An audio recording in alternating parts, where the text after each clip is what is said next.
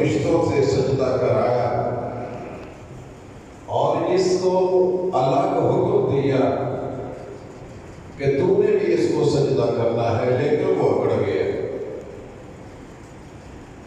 اور وجہ یہ بیان کی خلقتنی من نار وخلقتہ من طین، مجھے تو نے آگ سے پیدا کیا ہے، اس کو مٹی سے پیدا کیا ہے، اور مٹی کو جب اوپر پھینکا جائے وہ نیچے کی طرف آتی ہے، آگ کو جب جلایا جائے تو وہ اوپر کو جاتی ہے، اوپر کو جانے والی چیز نیچے آنے والی کے سامنے جھک نہیں سکتی ہے۔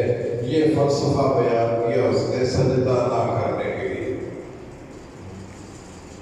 جو ہمارے فلسفی لوگ ہیں وہ خام کا کہہ لیتے ہیں کہ حکم تو تھا آدم علیہ السلام کو سجدہ کرنے کا فرشتوں کو، کہ فرشتے اس کو سجدہ کریں۔ وَإِذْ قَالَتِ الْمَلَائِكَةُ، جب اللہ تعالیٰ نے وَإِذْ قَالَ رَبُّكَ لِلْمَلَائِكَةِ اسْجُدُوا لِآدَمَ، جب تیرے پروردگار نے فرشتوں کو حکم دیا تھا سجدہ کرنے کا، تو یہ تو فرشتوں میں تھا ہی نہیں،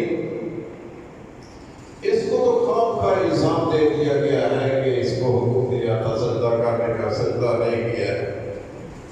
یہ بات غلط ہے۔ اللہ تعالیٰ نے قرآن مجید میں اس بات کی صراحت کی ہے کہ اسے علاقہ سے حکم دیا گیا تھا۔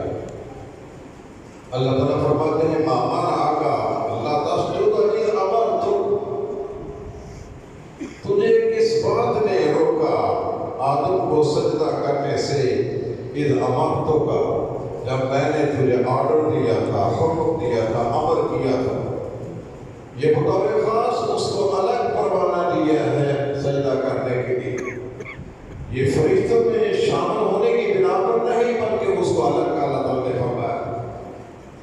چنانچہ وہ پکڑ جاتا ہے اور اسی وقت اس نے اللہ کی عزت و آبرو کی قسم اٹھائی، فَبِعِزَّتِكَ لَأُغْوِيَنَّهُمْ أَجْمَعِينَ، مجھے تیری عزت کی قسم ہے میں تمام کو تیرے راستہ سے بہکا دوں۔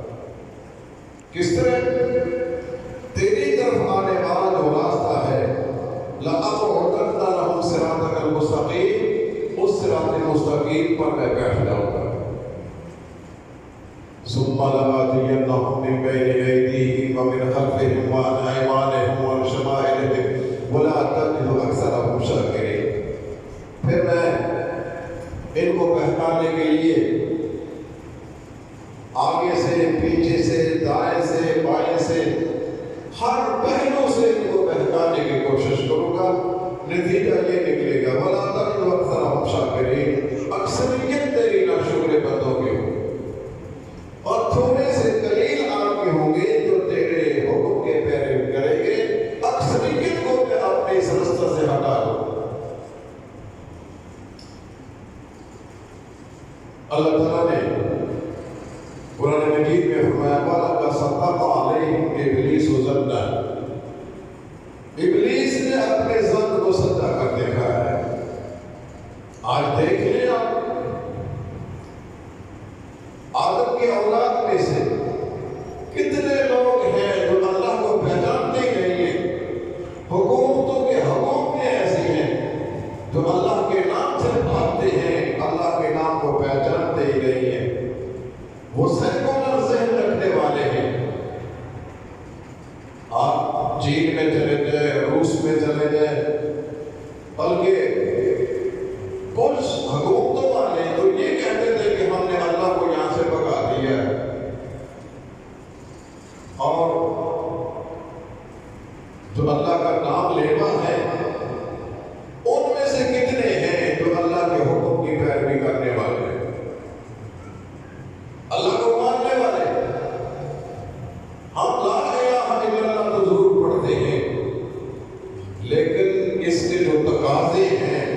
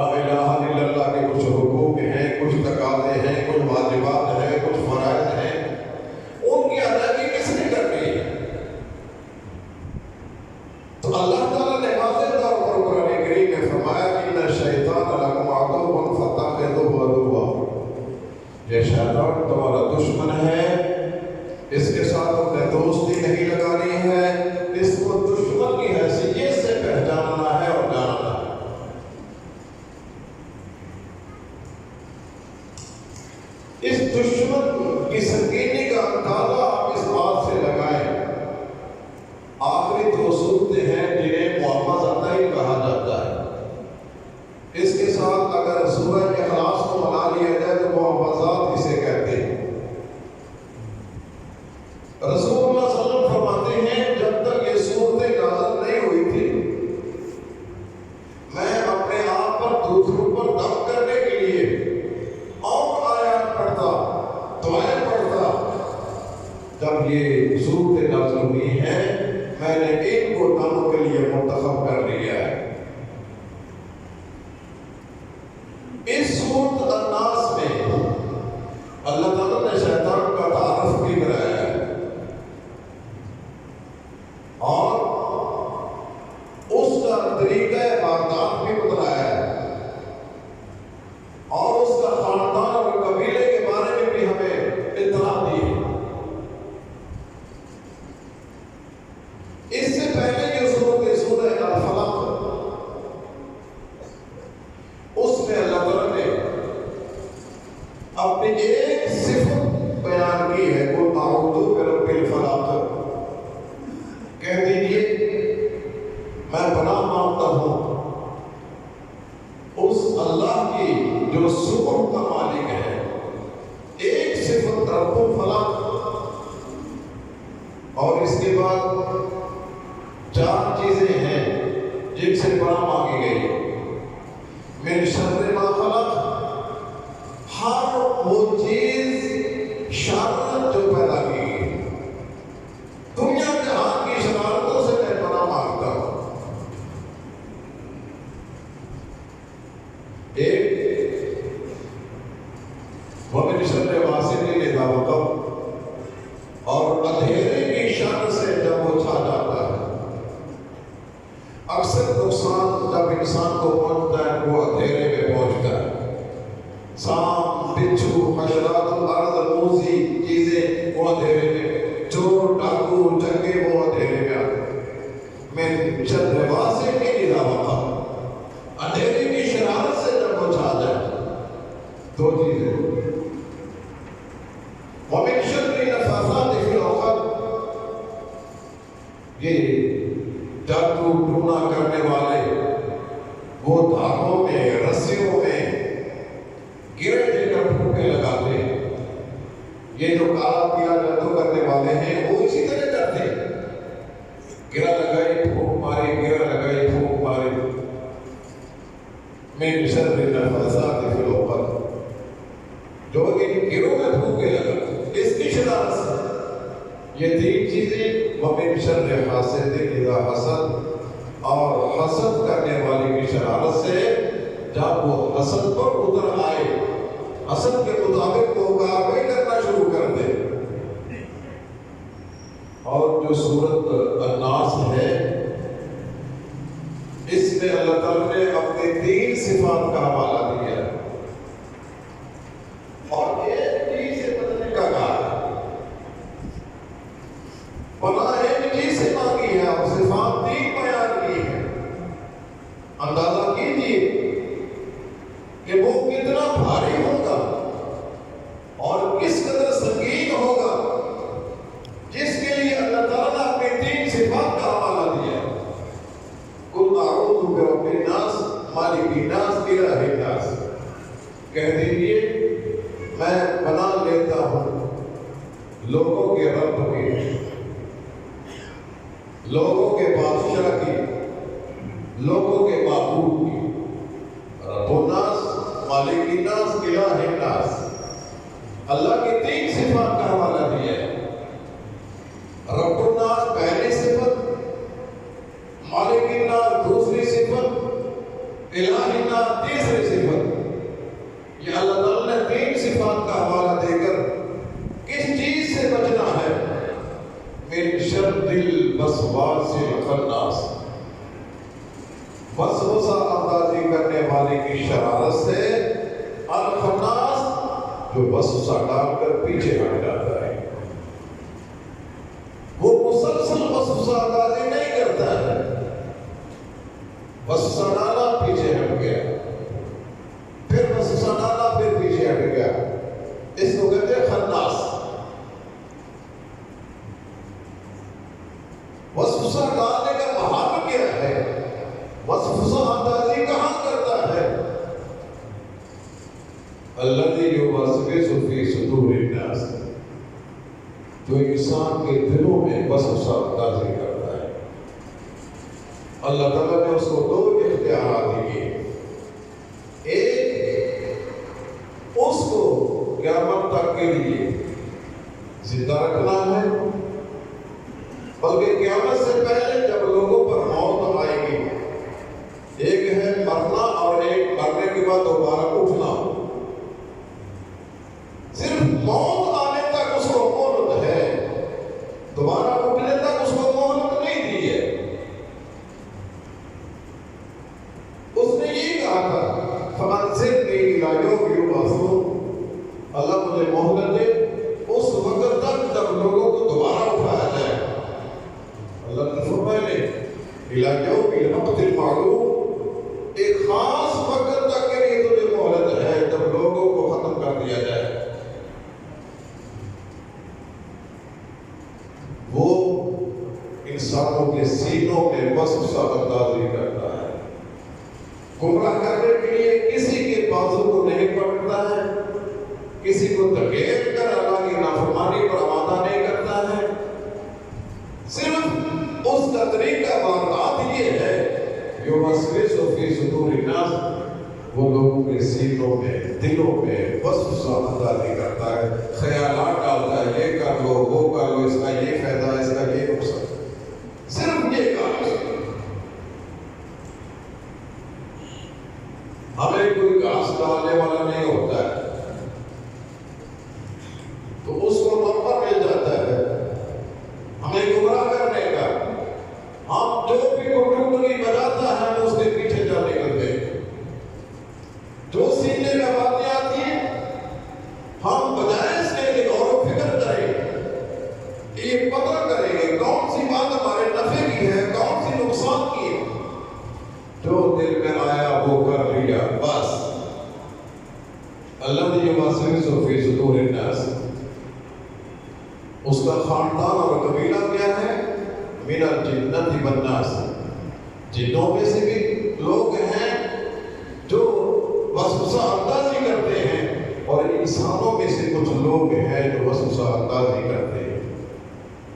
ہمارے اندر کئی شیطان صفت لوگ ایسے موجود ہیں جو ہمارے بچوں کو، نونہالوں کو، ان کے ذہنوں کو خراب کرتے ہیں۔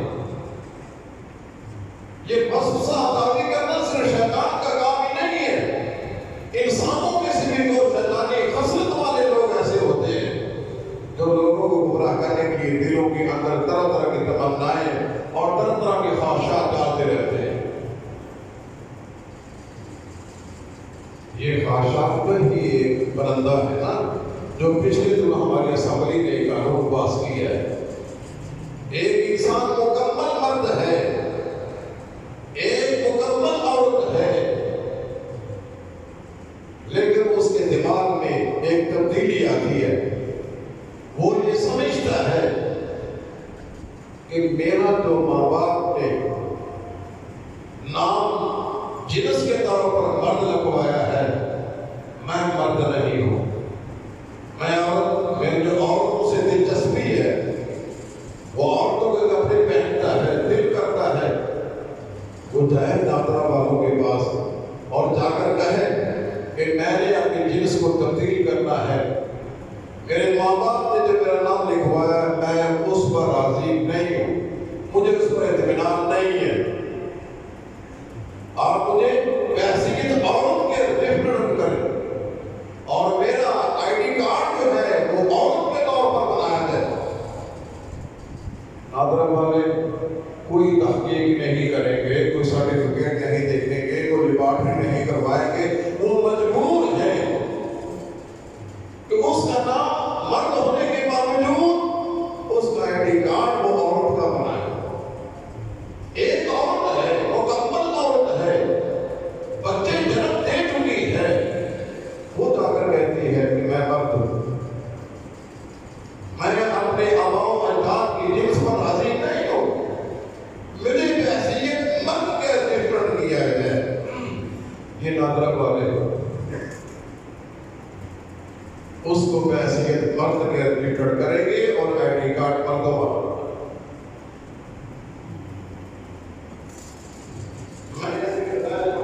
کرنا چاہتا ہوں. شیطانی حرکات ہے. شیطان نے کس طرح ہمارے دل دماغ میں یہ بات ڈال دی ہے کہ ایک مرد وہ اپنے آپ کو عورت سمجھتا ہے, ایک عورت وہ اپنے آپ کو مرد سمجھتی ہے. اور ہم لوگ قانون ایک پاکستان کا آئین بنا چکے ہیں, اس کی خواہش کے مطابق اس کا شناختی کارڈ بنایا ہے. جو مرد بن چکا ہے, عورت تھی, اس کو اجازت ہے کہ وہ مردوں کی صف میں آ کر نماز پڑھے. اس کو اجازت ہے کہ وہ بحیثیت مرد کے مسلح پر کھڑا ہو سکے. اس کو اجازت ہے کہ جہاں مرد ہیں وہاں جا سکے, کوئی روکنے والا نہیں ہوگا.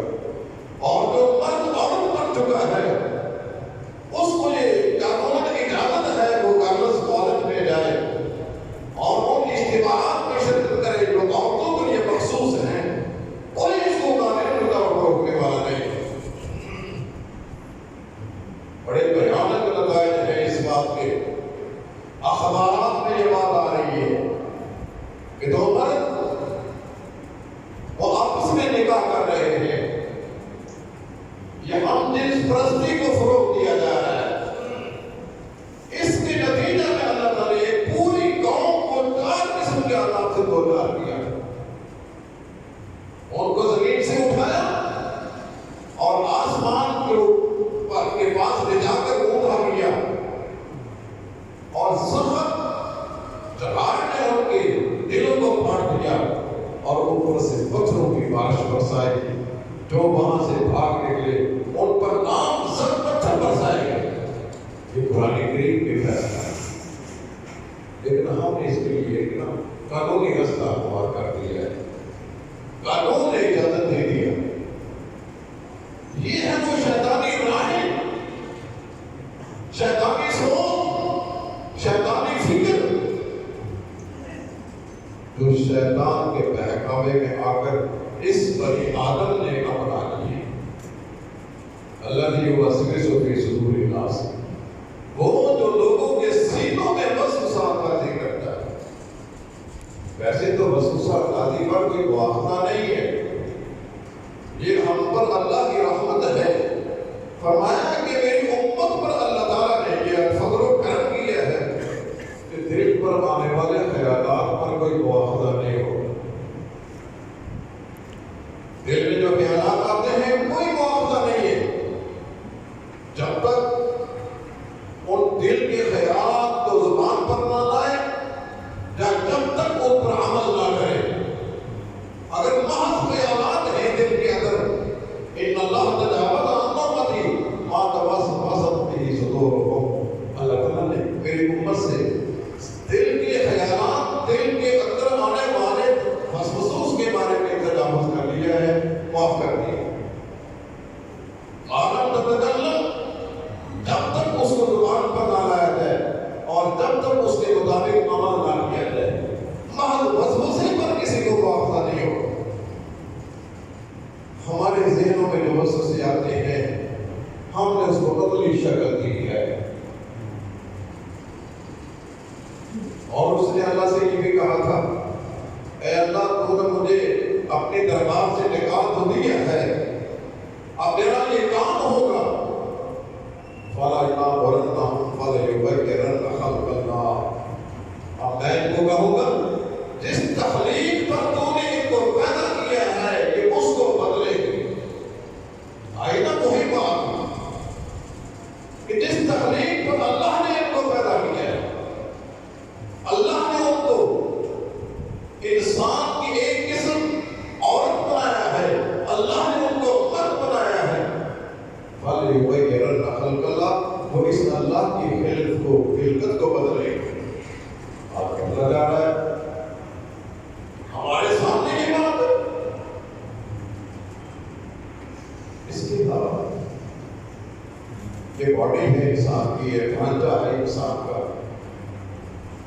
اس میں کچھ چیزیں ایسی ہیں جنہیں ہمیں حکم دیا گیا ہے کہ اس کو کاٹو, اس کو بدلو. انسان جب پیدا ہوتا ہے اس کے خطرے نہیں ہوتے. شریعت نے کہا اس کے خطرے کرو، یہ مسلمان کی علامات ہے، اس کو بدلو. شریعت نے ہمیں کہا کرو. شریعت نے ہمیں کہا یہ مونچھیں جو ہیں ان کو کاٹو. یہ سکھوں کی طرح مونچھیں رکھتے ہیں، ان کو کاٹنے کا حکم دیا گیا ہے. شریعت نے ہمیں ایک حکم دیا ہے ان ناخنوں کو کاٹو. یہ درندے ہیں جو اپنے ناخن نہیں کاٹتے. آج کل ہماری خواتین جو ہیں وہ ان آنکھوں پر مصنوعی ناخن چڑھا کر درندوں سے مشابہت کرتے ہیں. ان کو اپنے ناخنوں پر یقین نہیں ہے کہ یہ ہمارے لیے کافی ہے، بلکہ ان کے اوپر مزید ناخن چڑھاتی ہے مصنوعی قسم. یعنی درندگی میں مزید اضافہ ہوتا ہے. والا یہ بھی کوئی فیشن ہے؟ انسان درندوں کی طرح، بھیڑیوں کی طرح اور اسی طرح کو بلیوں کی طرح اپنے ناخن چڑھا لے. فَلْيُغَيِّرَنَّ خَلْقَ اللَّهِ. اور اسی طرح یہ بغلوں کے بال ہیں، ان کو اکھاڑنے کا، ان کو کاٹنے کا حکم دیا گیا ہے. انتہائی معذرت کے ساتھ کچھ باڈی کی ایسی چیزیں ہیں جن کو اپنی حالت پر رہنے کا حکم دیا گیا ہے. انسان کے چہرے کا تاج جسے ہم داڑھی کہتے ہیں، اس سے چھیڑ چھاڑ کرنے کی اجازت شرعاً نہیں ہے. رسول اللہ صلی اللہ علیہ وسلم فرماتے ہیں وَعَفُوا اللَّهَ، اسے معاف کر دو، اسے اپنے حالت پر رہنے دو. ہم نے اس کو معاف نہیں کیا، اسے اپنی حالت پر نہیں رہنے دیا. اسے کہتے ہیں فَلْيُغَيِّرَنَّ خَلْقَ اللَّهِ. یہ اللہ کی تخلیق کو بدلتے ہیں اور کس کے کہنے پر بدلتے ہیں. یہ کون ہے جو ان کو کہتا ہے؟ اس کے بغیر ہم خوبصورت نہیں لگتے. جب اس کو بدلیں گے تو ہماری خوبصورتی لگے گی. معاشرے میں لوگ کہیں گے کہ آپ انسان بنا. تو میرے کہنے کا مطلب یہ ہے کہ شیطان نے اللہ کے حضور کہا تھا فَلَآمُرَنَّهُمْ فَلْيُغَيِّرَنَّ خَلْقَ اللَّهِ. میں ان کو کہوں گا، امر دوں گا، آرڈر دوں گا، مجبور کروں گا کہ اللہ کی تخلیق میں تبدیلی کرے. جس تبدیلی کا میں حکم ہے وہ تبدیلی کریں آپ لوگ. جس کی تبدیلی کا حکم نہیں ہے وہ ہم اگر کرتے ہیں تو شیطان کے بہکاوے میں آ کر کرتے ہیں. یاد رکھیے گا قیامت کے دن جب اللہ فیصلہ کر دے گا نا، فریق فی الجنت و فریق فی السعیر، یہ گروہ جنت میں جانے والا ہے اور یہ جہنم کا ایندھن بننے والا ہے. لوگ اس شیطان کو تو لعنت کریں گے. ہم یہاں آئے تو یہ کھڑا ہو کر تقریر کرے گا، معذرت کرے گا اور کہے گا وقال شیطان لم اکن الا. شیطان کہے گا جب فیصلہ ہو جائے گا نا اللہ کی طرف سے اور لوگ اس کو تعلق ملامت کریں گے تو پھر مجمع عام میں کھڑا ہو کر یہ تقریر کرے گا. یہ قرآن کریم کے الفاظ ہیں ان اللہ وعدکم وعد الحق ووعدتکم فاخلفتکم. اللہ نے جو وعدہ کیا تھا، اللہ نے سچا وعدہ کیا تھا، اللہ نے اپنے وعدے کو پورا کر دکھایا ہے. میں نے بھی تم سے وعدہ کیا تھا، میں نے بھی تمہیں امیدیں دلائی تھی یہ ہو جائے گا وہ ہو جائے گا.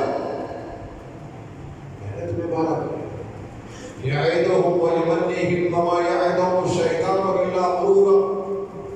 وہ شیطان تمہیں وعدے دلاتا ہے، تمنائیں پیدا کرتا ہے اور اس کا تمنا، اس کی تمنائیں اور اس کے وعدے سوائے جھوٹ، فراڈ اور دھوکے کے علاوہ اور کچھ نہیں ہوتا ہے. وہاں کہے گا وَوَعَدتُکُمْ فَأَخْلَفْتُکُمْ. میں نے تم سے وعدے کیے تھے لیکن میں ایک وعدے کو بھی پورا نہیں کر سکا ہوں. میں نے اپنے وعدے کی خلاف ورزی کی ہے. آگے وَمَا كَانَ لِي عَلَيْكُمْ مِنْ سُلْطَانٍ. میرا تم پر کوئی زور نہیں تھا، کسی نے کو میں نے بازو سے کھینچ کر ادھر نہیں لایا. میرا تم پر کوئی زور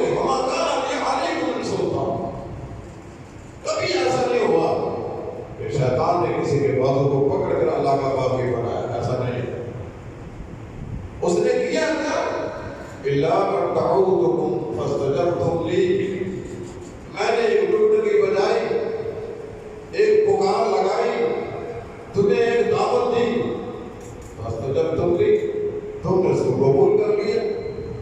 تمہیں کوئی خاص ڈالنے والا نہیں تھا، تم پہلے ہی کدھر آنا چاہتے تھے، میری آواز کا انتظار تھا تمہیں، میں نے آواز لگائی، تم میری آواز پر فوراً چلے آئے۔ الا ان دعوتکم فاستجبتم لی۔ اور ظالموں، اس میں میرا کیا قصور ہے؟ فلا تلومونی ولوموا انفسکم، اب مجھے ملامت نہ کرو، مجھے لعنت نہ کرو۔ لعنت کرنی ہے، سر پیٹنا ہے تو آپ نہ پیٹو، مجھے نہ کچھ کہو، میرا اس میں کیا قصور؟ میں نے ایک آواز لگائی، تم اس کے پیچھے چل دیجیے۔ میں نے کسی کو باتوں سے پکڑ کر اللہ کا باقی نہیں بنایا۔ ماں مانا بے مصرفکم وما انتم بمصرفی۔ آج نہ میں تمہارے کام آنے والا ہوں، نہ تم مجھے اللہ کے عذاب سے بچا سکتے ہو۔ صاف انکار کر دیا۔ وما انا بمصرخکم، میں نہ تمہاری فریاد رسی کر سکتا ہوں، وما انتم بمصرخی، اور نہ تم مجھے فریاد رسی کرنے کے قابل۔ میں نے اپنے کیے ہوئے کے مطابق اپنی سزا پانی ہے، تم نے اپنی سزا پانی۔ یہ آخری آپ اس کی تقریر ہوگی یا نہ لگے؟ میرے بھائیوں، ہم نے سوچنا اللہ نے جب ہمیں بار بار تنبیہ کی ہے، وارننگ دی ہے، لوگوں نے شیطان لگو عدو فاتخذوہ عدوا، یہ شیطان تمہارا دشمن ہے، اس کو اپنا دشمن سمجھو، اس سے بچاؤ کی فکر کرو۔ اس سے بچنا کیسے ہے؟ اللہ کی پناہ میں آ جاؤ۔ دشمن سے بچنے کا طریقہ یہی ہوتا ہے، جب اس کا دور مقابلہ نہیں کر سکتا تو قلعے کے اندر بند ہو جاتا ہے۔ اللہ کا مضبوط قلعہ، اللہ کی پناہ میں آ جاؤ اگر تم اس سے بچنا چاہتے ہو۔ اس کے علاوہ ہم اس سے نہیں بچ سکتے۔ قل اعوذ برب الناس مالک الناس الہ الناس، یہ پناہیں شیطان مردود سے بچنے کے لیے یہ قلعے ہیں۔ ہم اپنا مقابلہ نہیں کر سکتے۔ تو میں نے بات یہاں سے چلائی تھی، جب انسان پیدا ہوتا ہے تو ایک شیطان اس کے ساتھ لگا دیا جاتا ہے، ایک فرشتہ اس کے ساتھ لگا دیا جاتا ہے، اور یہ جنات والے ہوتے ہیں، کہتے ہیں کہ میرے پاس موکل ہے۔ جب انسان مر جاتا ہے، فرشتہ تو فرشتوں کے ساتھ آ کر مل جاتا ہے، اور جو شیطان ہوتا ہے یہ موکل ہے، یہ ایک جادو ٹونا کرنے والوں کے ساتھ آ کر مل جاتا ہے، اس کو موکل کہتے ہیں، اور اس کا حدیث میں نام ہی موکل ہی آیا ہے، اور اس کو قرین بھی کہتے ہیں۔ قرین کہتے ہیں ساتھ جڑا ہوا۔ وَمَن يَعْشُ عَنْ ذِكْرِ الرَّحْمَٰنِ نُقَيِّضْ لَهُ شَيْطَانًا فَهُوَ لَهُ قَرِينٌ۔ جب انسان اللہ کی یاد سے غافل ہو جاتا ہے، ہم اس پر ایک شیطان کو لگا دیتے ہیں، اور شیطان اس کا قرین بن جاتا ہے، اس کے ساتھ جڑ جاتا ہے۔ یہ ہے وہ موکل جسے یہ لوگ کہتے ہیں کہ ہم نے کو قید کر دیا ہے۔ اس موکل نے اس کو قید کیا ہوتا ہے، نہ کہ یہ اس موکل کو قیدی کرنے والا ہے۔ جنات کو کون قیدی بنانے والا ہے؟ جنات نے ان کو قیدی بنایا ہوا۔ تو اس شیطان سے بچنے کے لیے ایک ہی حل ہے کہ ہم اللہ کی پناہ میں آئیں، بس۔ اس کے علاوہ ہم اپنے اندر بچنے کی اور کوئی سبیل نہیں پاتے۔ انسان کا ہے کہ میں بڑا ولی اللہ ہوں، میں ایسے بچ سکتا ہوں، میں پہنچا ہوا بزرگ ہوں، میں ایسے بچ سکتا نہیں۔ اللہ کی پناہ میں آنے سے ہی بچاؤ ہے۔ اللہ کی پناہ میں آئے، اللہ تعالیٰ ہمیں اپنی پناہ میں رکھے اور شیطان مردود سے